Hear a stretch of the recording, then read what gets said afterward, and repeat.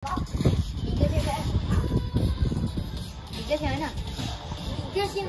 Umat kaki tadi. Yang apa tadi? Lagi akan lawan Islam. Dah je kuat Silap pula nampak. Kenapa? Mudah je naik ni ada sabang. Kenapa umat makin ke bawah? Tengok TikTok ah. Angam. Kenapa umat makin ke bawah? Ya, ni perlawanan untuk di antara orang yang macam paling noob bawah.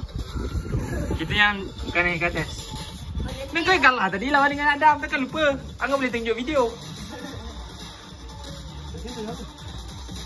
Ifan ajar Ifan. Ada nak buat skin. Nah, skin ni.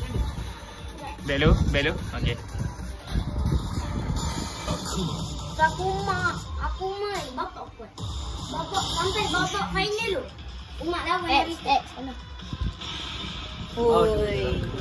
Umat main sampai babak final. Yang tu. Babak final. Ha, umat menang.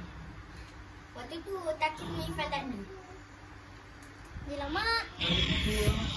Itu tadi macam kecil Ifan. Umat ingat lagi.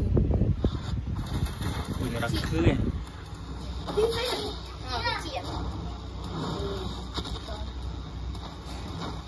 Round 1. Fight.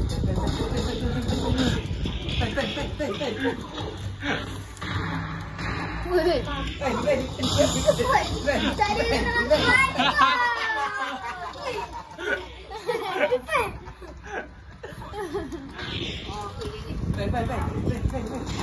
nanti mak boleh naik atas dia ada. Tadi dah. Dah bukanlah. Saya dah naik atas. Tadi mak menang. Tapi mu ke bawah. Menang. Aduh.